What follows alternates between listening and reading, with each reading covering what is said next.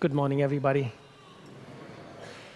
Folks, so we have two baptisms during this Mass, and after the Mass, because it's the Feast of Corpus Christi, we are going to go in procession, and I know it's a little warm, but it won't be too long. We'll get out of the church, go on to Smithville, come to the shrine, have a little adoration there, and then we'll dismiss the congregation from the shrine.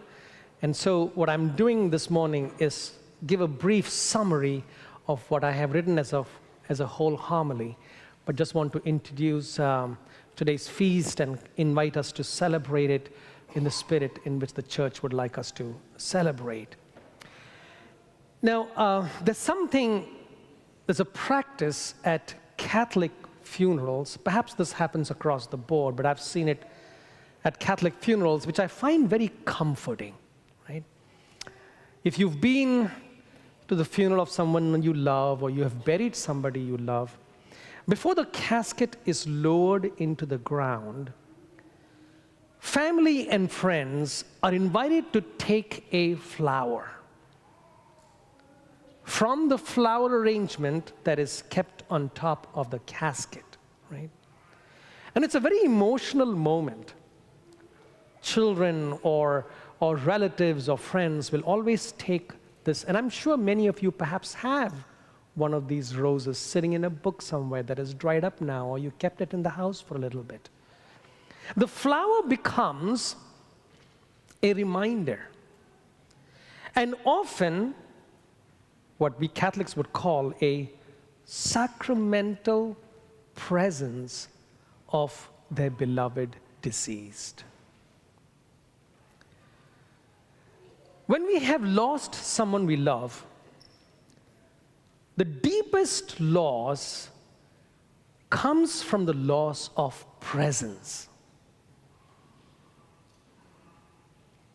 The ability to see, to touch, to hear, to hug and to kiss and talk to our dear departed. It's the lack of presence. You won't believe this, but it's like 5 years since my dad has passed away, and since mom doesn't live where they used to live, I still have dad's message, the voicemail message, and I have not deleted it. And because nobody's there, sometimes I'll just give a blank call, what I call a crank call, and just let it go to the machine and hear my dad's voice. Dad is not present to me, but we have those things that we make their presence for us because we miss that presence so much. As we celebrate the feast of Corpus Christi, we have to recall that the body and blood of Christ were given to the disciples at the Last Supper. Besides being the Passover, it was Jesus' last meal with his disciples. And Jesus knew that they would miss his presence. So Jesus found a way to leave his presence not only with the disciples, but for the entire world. We were not there at the Last Supper, but here we are today counting on that same presence. As today's second reading says to us, the night before he was handed over, took bread, and after he had given thanks, broke it and said, "This is my body that is for you. Do this in remembrance of me," and we are doing it. "This cup is the new covenant in my blood. Do this as often as you drink it in remembrance of me." So today, really speaking, the celebration is a celebration of Christ's presence. We human beings do not have the capacity to be present to each other after we have passed away. But God does. And Jesus leaves his presence. And there are three things we can say about this presence. First, it's a real presence. You see, because Jesus was human, he lived this human life on earth, he knew the importance of presence for humanity. He understands human nature. Thus, before his death, Jesus offered his presence to the world. And he did not do this in some abstract way,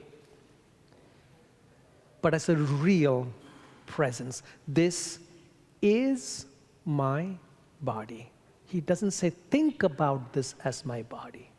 It's a real presence. This is my body. So when we partake of the bread and wine, when we hold the bread in our hands and drink from the cup, we experience the real presence of Christ. And at that moment, Christ is present to us, body, soul, and divinity. In fact, I think the name of this feast that we celebrate is called the Feast of the Body and Blood of Christ. I think is a misnomer. This is not just the solemnity of the body and blood of Christ, but it's the solemnity of his real presence. We are not merely celebrating something. We are celebrating somebody. So today when you come for communion, don't just receive the body and blood of Christ, rather receive the real presence of Christ, body, soul, and divinity. And in return, don't just eat and drink, but be fully present to Christ in the way Christ is present to us, body, soul, humanity. Christ is present, body, soul, and divinity, and we are present to him, body, soul, humanity. Then, of course, this is a holy presence. There is a reason why we take time each week to be at the Eucharist.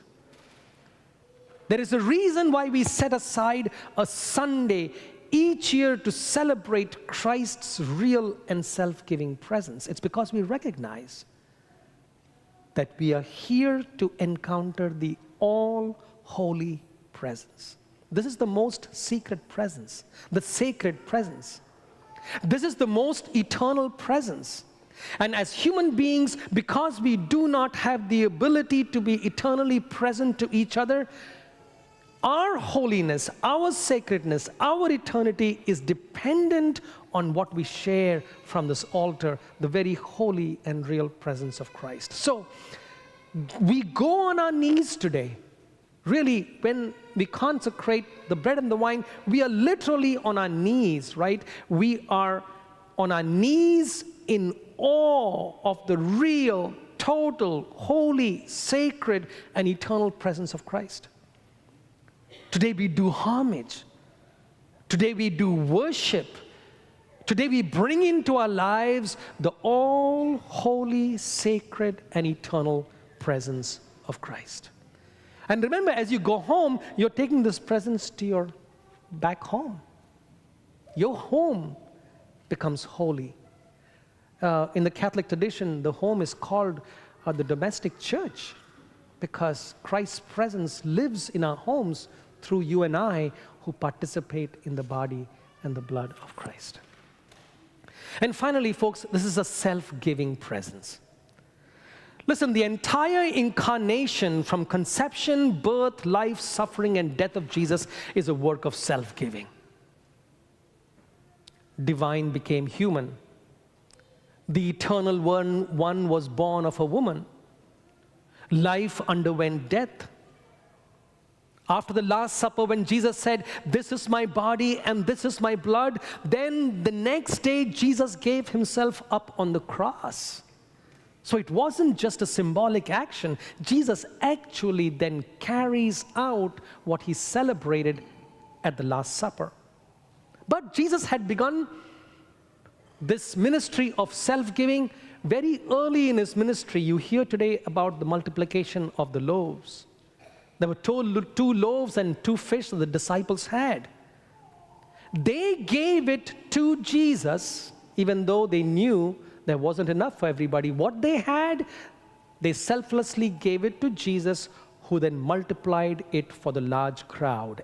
And then, probably in a matter of a couple of years, he would then give us his own body and blood by dying on the cross. So this is a whole ministry of self-giving. Now, folks, as believers who believe in the real presence of Christ among us, our celebration today is an invitation by Christ to become selfless like him. Moreover, Jesus invites us to find his presence not only in the body and blood of Christ, but also in those who are hungry, who are thirsty, naked, homeless, and those in prison. This is what Jesus said about his presence. He said, whatever you do to the least of my brothers and sisters, you do it to me. And Jesus couldn't have said this more really. And folks, this morning, this really, and if you, for any reason, disagree with me, please do it kindly. I'm happy to have conversations. But this morning, I had the Mass for the Spanish community. And some of the community members and their families, they have been recently picked up, and they are in the detention center in Butler County. And the son of one of the person who is in the detention center, he is no criminal, there's no record, he was picked up from his home. His son was serving Mass today here with me, and his father is in a detention center, doesn't know what's going to happen to him. If we adore the Lord in the sacrament and do not recognize him in the most vulnerable of our society, then we need to ask ourselves if we truly recognize the presence of Christ in the Eucharist. Jesus said it very clearly. Find me, this is my body and this is my blood. But then Jesus also said, look at the most vulnerable in your society. I'm present in them, and this is what Jesus says to us. Whatever you do to them, you do it to me. I celebrated Mass with this community this morning, but boy, I was tongue-tied. I don't know what to say to this community. And the worst thing is, there are Catholics who are cheering this on as if we are doing something sacred and something that's holy. It's heartbreaking that we don't understand the true meaning of celebrating Corpus Christi, the feast of the body and blood of Christ. It's not enough to adore the sacrament here, but we have to recognize that Christ is present in us and that we are the body of Christ.